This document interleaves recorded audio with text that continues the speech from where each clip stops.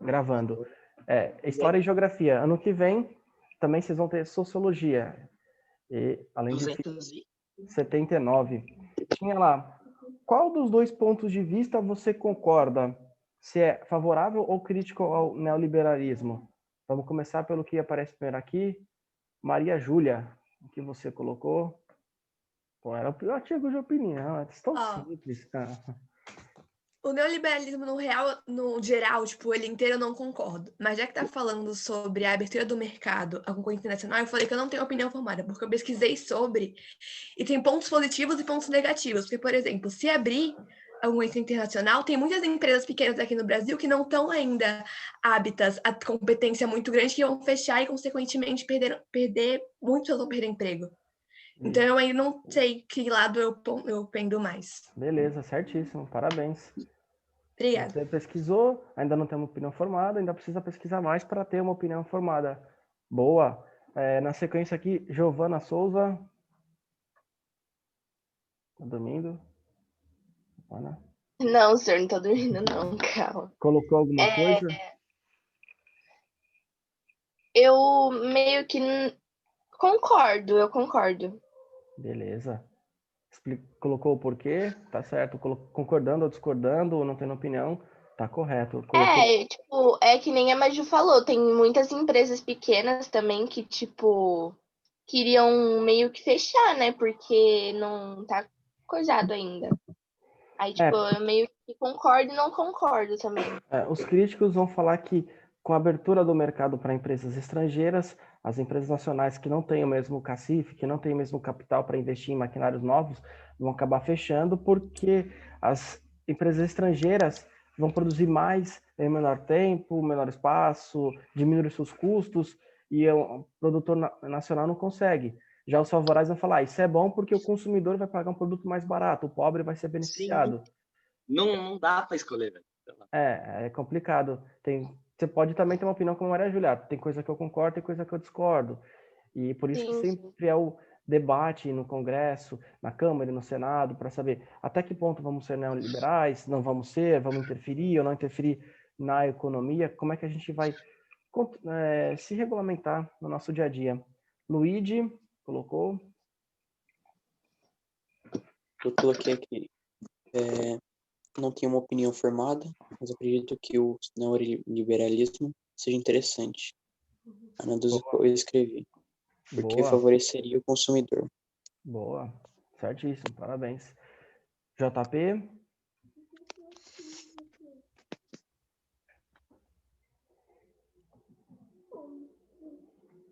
Oi, senhor. Então, eu não fiz. Ora, é tão simples, cara. Era só se falar concordo ou não concordo, não ter opinião e tá certo. Ah, então eu concordo. Ah, beleza, tá certíssimo. Viu? Pronto. Carol? Tava dormindo não, né, JP? Não, professor, tava não. Não, é que a luz tá apagada, porque o meu irmão dorme no mesmo quarto que eu. Aí ele tá dormindo. Entendi. Eu não posso acender a luz. Ah, entendi, tá certo, tá certo. Carol? Oi, senhor. Fez? Não? Era tão simples, era só falar concordo, não ter opinião formada. Tudo que aí. A economia é muito. Beleza, tá certo. A economia é um assunto complexo, a gente tem que sempre ler vários livros, ler o que um economista da escola austríaca diz, da escola de Chicago. Ver se eu consigo achar esse link, que são 17 temas e 4 escolas de economia, o que cada um pode falar e diz, etc. Joel? Professor, eu não tenho uma opinião formada sobre o assunto. Beleza, tá certo. Matheus? Bia?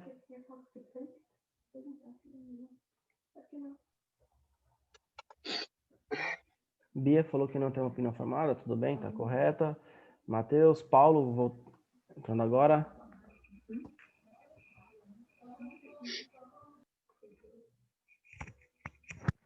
Caro, fiz o Uber já.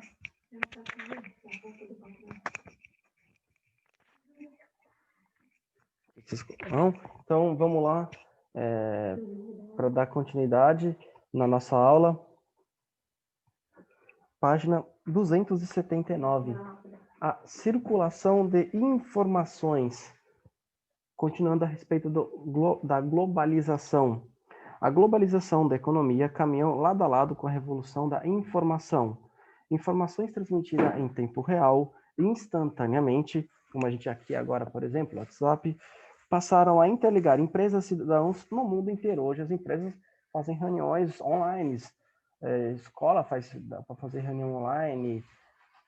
Claro que algumas são presenciais, mas dá para fazer tranquilamente. É possível, é permitido isso. Basta a empresa querer fazer, por exemplo. Tudo isso graças à transmissão em rede, sendo a maior delas a internet. Net quer dizer rede, que era uma comunicação interna militar, que eles acabaram a guerra lá para 45, nem 45, anos 50, 60 começaram investimentos nessa área, e a gente tem tudo que nós temos, televisão por satélite, a internet, a fibra ótica, a internet via rádio, enfim, graças a essas inovações que facilitam muito o nosso dia a dia. E não sei se vocês, mas os pais de vocês certamente vão lembrar da internet de escada, da internet via rádio, da internet fibra ótica, cada vez vem melhorando mais e diminuindo os custos, que vamos ter um avanço cada vez mais na internet, nos meios de comunicação e etc. E aqui temos duas imagens. Acima, radiotelescópios nos Estados Unidos. À direita, no alto, fios de telecomunicações. E à direita mesmo, mas aqui embaixo, um jovem conversando ao celular e lendo notícias em um tablet. A internet é uma rede de informação que une tecnologia dos computadores com a rede de telecomunicações. Ela ultrapassa fronteiras e não tem dono, mas tem regras, tem leis. Por meio dela, podemos bater papo, jogar, ler jornais, revistas, livros, enviar currículos para empresas de todo o mundo, visitar bibliotecas e museus de diferentes países, fazer pesquisa sobre assuntos de interesse e etc. Conforme até comentei ontem das revoluções industriais. Aqui no livro está a terceira e já tem a quarta. Que a quarta é o quanto o nosso celular, o nosso computador, a tecnologia está modificando o nosso dia a dia. Na questão de paquera, na questão de busca de emprego, na questão de pedir uma comida e etc. Que antigamente você pegava um residencial, ligava para outro residencial e pedia. Hoje tem aplicativo, você ganha desconto, você paga pouquíssimo se você ganhar cupom. Tá Professor, sim. Você fez faculdade do quê? Eu? Geografia. Ah, tá. Geografia, E aí, consegui. quando você faz geografia, dá para fazer história e geografia? Sociologia? Dá para fazer. Você tem uma série de cargas horárias de matérias que são relacionadas à história, à sociologia, que aí você consegue dar aula de outras matérias, entendeu? Ah, tá. Por isso que eu dou aula de história, sociologia, também, se preciso for de filosofia, porque durante a minha faculdade eu tive uma quantidade de horas suficientes de estudos sociais, de filosofia, história, porque tá Foi tudo uma interligado. matéria que você sempre quis fazer, professor? Sim, claro. Sempre eu quis fazer geografia, sempre tive facilidade com humanas, que eu sempre gostei, beleza? Então, por isso que você vai pegar, por exemplo, alguém que fez biologia e vai dando química, por exemplo. Minha irmã ela é formada em educação física e ela tá apta a dar biologia, porque ela teve 200 horas de ciências morfofuncionais, que é o estudo do corpo humano. Então, ela tá apta a isso. Minha namorada tá fazendo ciências biológicas, biologia e dá aula de química. Ela também tá apta a dar aula de física. Entendi. Até minha mãe tá fazendo faculdade de história e durante ela vai terminar, também vai poder fazer como é que fala? Sociologia, filosofia, porque são áreas do conhecimento, áreas de humanas, de linguagens e de exatas. Exatas é matemática, química, física, ciências, biologia, humanas, geografia, história, sociologia, filo. É por isso que, respondendo a sua pergunta, eu me formei em geografia e dou essas matérias. Beleza? Porque durante a minha faculdade tive tudo isso, não peguei dependência, 26 das 36 matérias eu tomei muito bom ou excelente, minha nota variou entre 8 e 10, sempre ficou ali com média extremamente alta, sendo bolsista do ProUni. Então, por isso que eu estou apto a dar essas matérias. Beleza? Professor. Explicando aqui por que eu estou dando aula de geografia, história, sociologia para o ensino médio. Continuando, No aspecto cultural, o advento da internet favoreceu a formação de uma nova cultura global. Essa cultura pode ser observada no comportamento de jovens de várias partes do mundo, que usam os mesmos cortes de cabelo, estilos de roupa, enfeites corporais e se interessam pelos mesmos programas de TV, alimento e músicas. Isso é verdade. Por exemplo, o K-pop é algo que vem surgindo agora. O estilo de música asiático, não sei se da Coreia do Sul, do Japão, enfim, é uns carinha lá, banquinho. Ah, eles têm o jeitinho deles, pá, não sei o quê. Há uns anos atrás tinha o punk, sou punk, coisa louca, ou então estilo Como é que é o professor? o punk, que não sei o quê, com aqueles negócios preto assim, pá, eu sou punk. Ou o estilo underground, que era subterrâneo, escondido, e meio que legal, que era proibido, falava, você é punk, marginal. E era um estilo.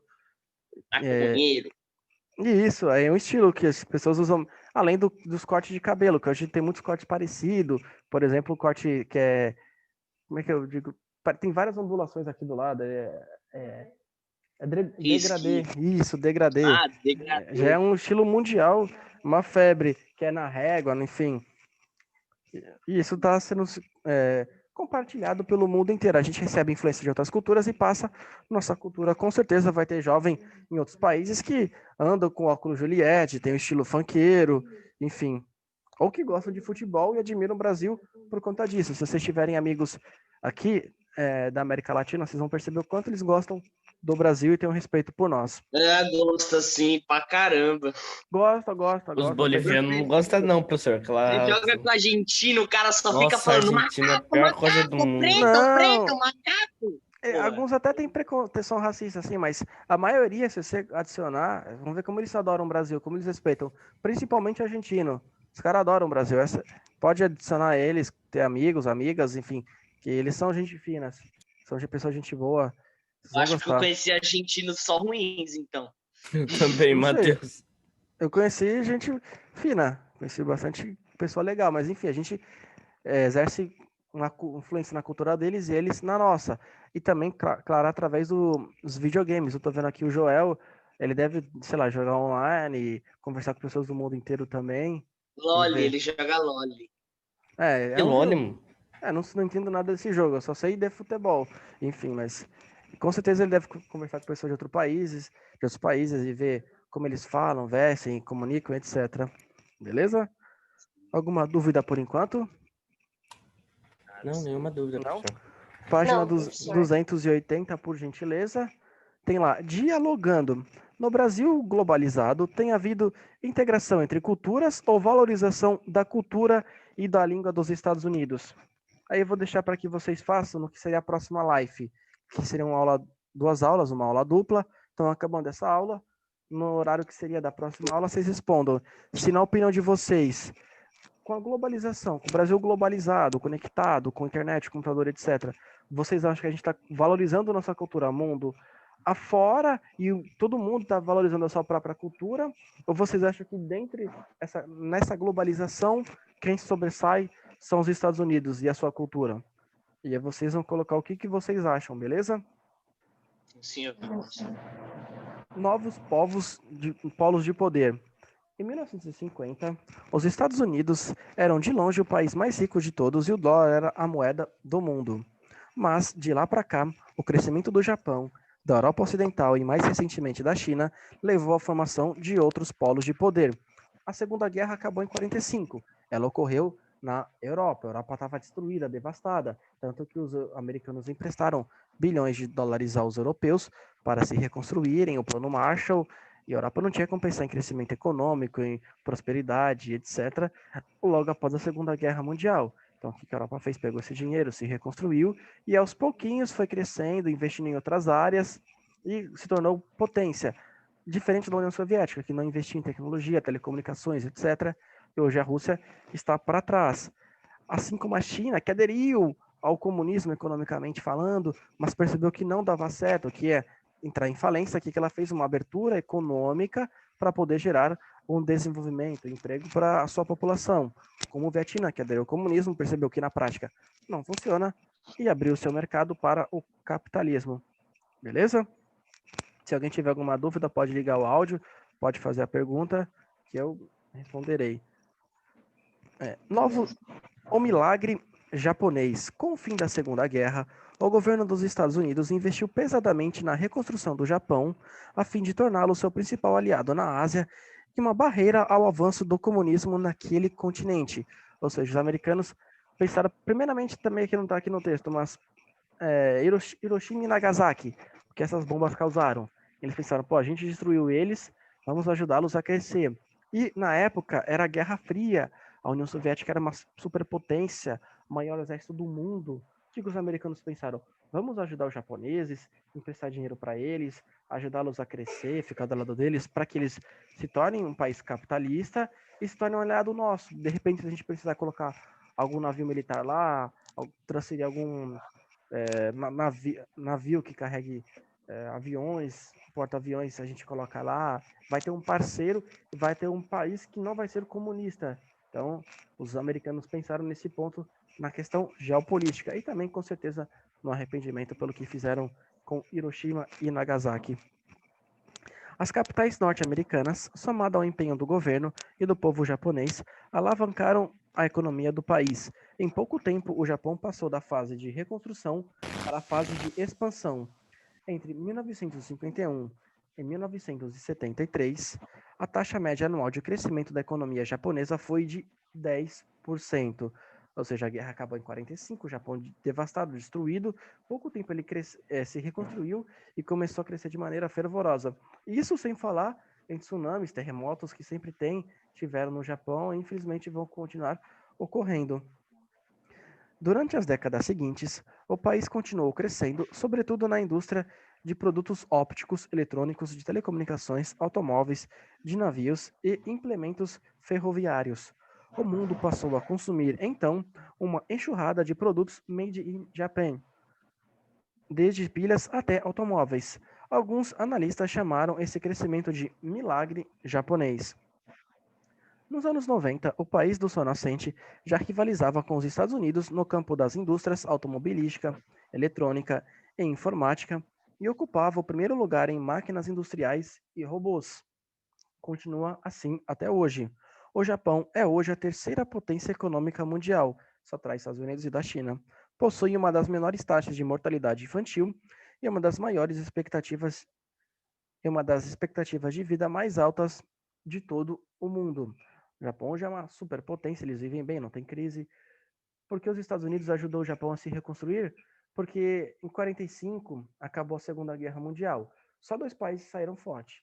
União Soviética comunista e Estados Unidos capitalista. E esses países ficaram rivalizando entre si, fazendo a Guerra Fria.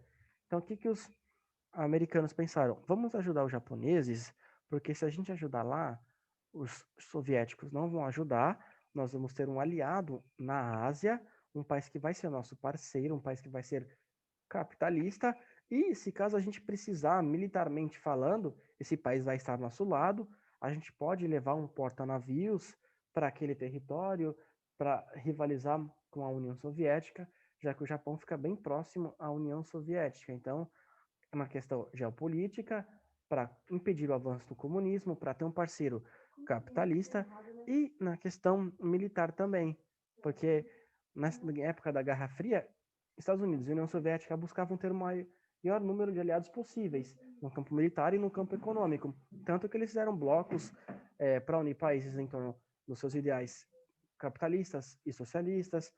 A OCDE foi construída, por exemplo, para poder ser Estados Unidos e outros países capitalistas a fim de discutir questões militares contra a União Soviética.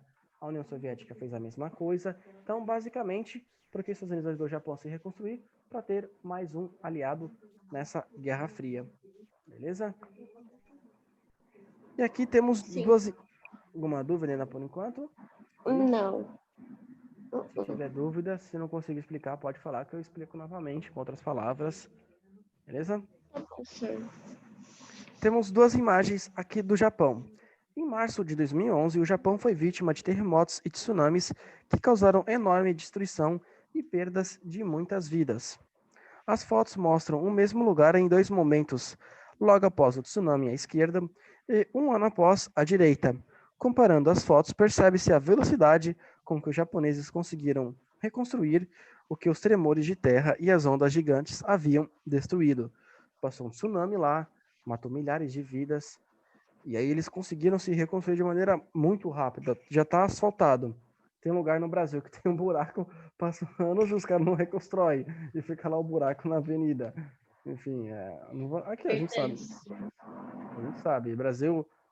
Agora no Japão a gente compara a velocidade com que eles constroem equipamento, maquinário, tecnologia. Não é só questão do engenheiro.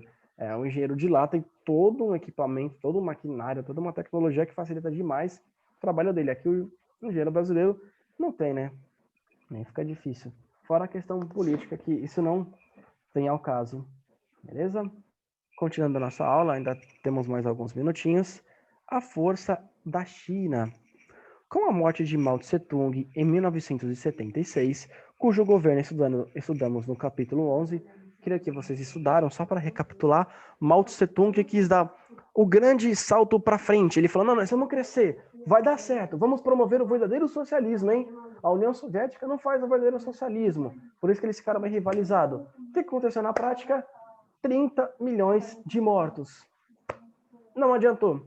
Na prática, o socialismo, o comunismo não funciona. Isso é um fato. União Soviética, China, Vietnã, Cuba, entre outros, Venezuela, entre outros países, mostram isso. A Argentina, agora que a gente vai perceber, que o Mao Tse-tung não deu certo. Os caras falaram, não funciona, não adianta. A gente falou que até o verdadeiro comunismo não teve. Só 30 milhões de mortes. O grupo liderado por Deng Xiaoping subiu ao poder e 2 anos depois iniciou um processo de abertura econômica que influenciou fortemente a história da China contemporânea. O governo de Deng Xiaoping fez que o governo antes, o do Mao Tse-tung, ele queria controlar o setor primário, a produção, o setor secundário, as fábricas, terciário, o comércio, queria controlar tudo. Ele percebeu, não dá, não estamos permitindo a concorrência, não estava indo investimento externo, a gente está causando milhões e milhões de mortes, vamos abrir. Aí o que ele fez? Várias medidas. Criou zonas econômicas especiais que passaram a receber investimentos estrangeiros volumosos. Concedeu isenções fiscais para a instalação de empresas estrangeiras. Promoveu a construção de grandes obras públicas de infraestrutura, estradas, usinas, ferrovias, etc. Incentivou a criação de pequenas empresas privadas, ou seja, pegou dinheiro do governo, deu para empresários fazerem empresas privadas. E o que ele fez além disso, que não está no livro? Iniciou e ainda continua fazendo usinas termoelétricas movidas a carvão, que prejudica demais o ar local. E se existe aquecimento global, a China sabe e pouco se importa e continua lançando o gás carbônico na atmosfera. Se não existe aquecimento global, a China sabe e também pouco se importa com os prejuízos que ali causam. Então a China pensou, milhões de mortes, temos que crescer, como é que a gente vai fazer? Vamos permitir investimento externo? E o que a gente vai fazer para as fábricas, principalmente as americanas, irem para cá? Vamos dar isenção de imposto, eles não pagam imposto, vamos oferecer mão de obra muito barata, vamos falar para os caras virem aqui que a gente vai ter ferrovia, hidrovia, a gente vai construir tudo para eles pegarem esses produtos e exportarem. Vamos fazer usina termoelétrica movida a carvão para falar, vem para cá, mão de obra barata, energia barata, tem toda uma infraestrutura, vocês não vão pagar imposto. E aí o que aconteceu? Muitas fábricas americanas foram para a China e construíram lá, o governo chinês falou, vem para cá, tem tudo isso, seus lucros vocês podem pegar, vocês podem mandar para fora, eu não vou tornar essas empresas do Estado, não vou estatizar essas empresas jamais, livre concorrência à vontade. E aí a China começou a crescer de uma maneira muito rápida. Ela basicamente fez a mesma coisa que o Vietnã fez. Percebeu que o socialismo na prática não funciona, promoveu uma abertura econômica, rapidamente aderiu ao capitalismo para poder crescer e não gerar mais pobreza, miséria, milhões de mortes à sua população. Beleza? Esse modelo que combina controle governamental de setores básicos com a permissão para que empresa privada atue em outros setores, é chamado de economia socialista de mercado, ou seja, o governo permite alguns setores, mas quer controlar outros, porque o governo entende que não dá para controlar tudo, mas o governo quer controlar alguns setores, algumas fábricas, para ter um lucro e pegar esse lucro e investir para a população com serviços, transferência de renda e etc. Como aqui no Brasil, por exemplo, que o refino, a extração do petróleo só pode ser feito pela Petrobras. Outra empresa não pode ser feita. Porque, com a alegação, os lucros da Petrobras vão ser investidos em saúde, segurança, educação e etc. Isso na teoria, beleza? A entrada da China na OMS, Organização Mundial do Comércio, em 2001, ajudou o país a obter consecutivos saldos positivos na balança comercial, ou seja, a China, na questão de o que vende e o que importa, a China sempre teve um superávit. Vendia muito mais e importava muito menos. Ela tinha sempre um superávit e fomentava a vinda de capital estrangeira, porque os empresários olhavam e pensavam, vou investir na China. A China é legal, olha que da hora. Tanto que a China já tem carro Chery, tem um celular Xiaomi, é a segunda potência econômica, está crescendo muito, e quem sabe lá na frente não pode vir a se tornar a maior potência econômica. Do ponto de vista econômico, ela é liberal, não tem nada de socialista. Outros setores são outros setores, como, por exemplo, liberdade civil, democracia, pluripartidarismo, aí já não existe. Mas do ponto de vista econômico, ela percebeu que o que funciona é o capitalismo. Ela permitiu uma abertura econômica, percebeu que senão ia continuar passando fome com mais milhões e milhões de mortos. Beleza? E a OMS, basicamente, ela existe para regulamentar todo o comércio internacional, para que se um cara venda para outro país e não deu o dinheiro ou não deu o produto, esse cara seja punido, e aí vai ter um ranking lá. Nesse país, esses empresários foram punidos, nesse país não foram. Então, essas pessoas vão buscar ser honestas para falar, ó, eu sou honesto aqui na OMC, meu país não tem nenhum empresário corrupto. E aí meio que fomenta, facilita para o país crescer, para falar, olha, os empresários aqui são honestos. E se não for, a OMS vai punir essa pessoa, esse empresário, de repente, até o próprio país. E ninguém quer isso.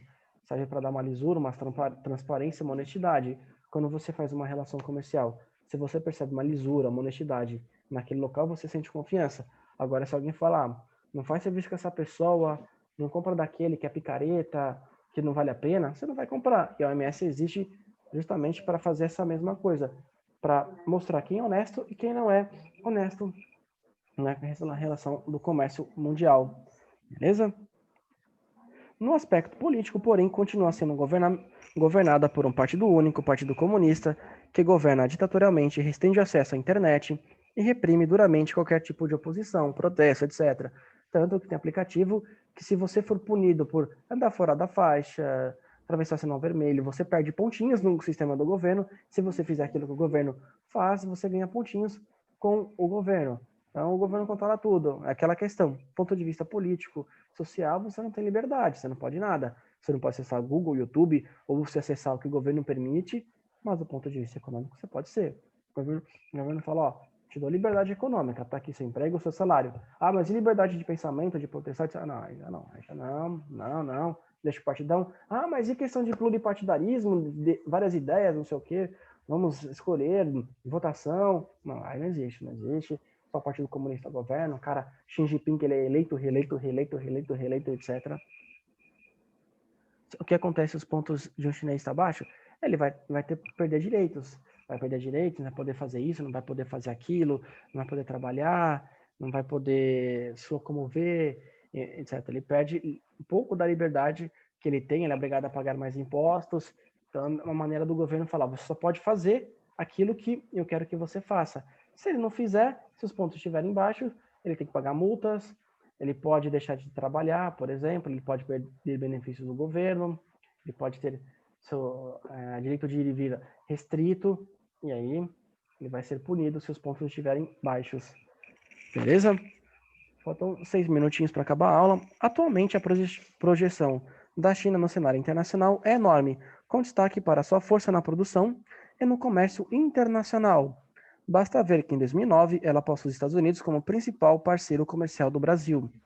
Até porque o Brasil vende muito commodities, milho, café, trigo, soja, etc. E a China tem 1 bilhão e 200 milhões de pessoas, tem que alimentar esse povo inteiro. E o Brasil tem condições para plantar muito. O Brasil é um dos que mais exporta o café, o maior, dos que mais exporta o milho, soja, etc. Por isso que a China passou, porque a China precisa comprar muito do Brasil e de quem vende esses commodities, necessidades de matéria-prima, já que eles têm fábricas, mas têm que alimentar a população, eles não têm onde plantar. Então eles passaram a se tornar o principal parceiro econômico do Brasil, porque eles têm que alimentar uma população maior e eles têm menos condições de plantarem em seu país do que os americanos. Na foto, vemos a comemoração do Ano Novo Chinês, no Templo Zulai, na cidade de Cotia, no estado de São Paulo, aqui no interior do estado de São Paulo. Virando a página, por gentileza, 282. Faltam 5 minutinhos para acabar a aula. Esses assuntos de blocos econômicos, União Europeia, APEC, Mercosul, NAFTA, SADC, eu vou deixar para a gente trabalhar depois que passarem as semanas de prova, beleza? E a recuperação. Semana que vem já iniciamos a semana de prova. Vocês vão fazer 2 semanas, se equivocado, de provas. E aí depois tem recuperação, as aulas voltam e a gente vai trabalhar até dia 18 de dezembro, nas aulas, com conhecimento e etc. Beleza? Então, esse assunto vamos deixar para depois. E a prova vai cair até o que a gente viu, conforme eu tinha mandado, vocês viram no grupo.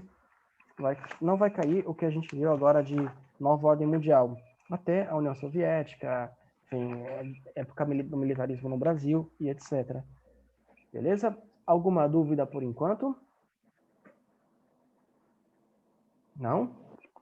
Então, não, senhor, nenhuma. Eu agradeço a participação de vocês.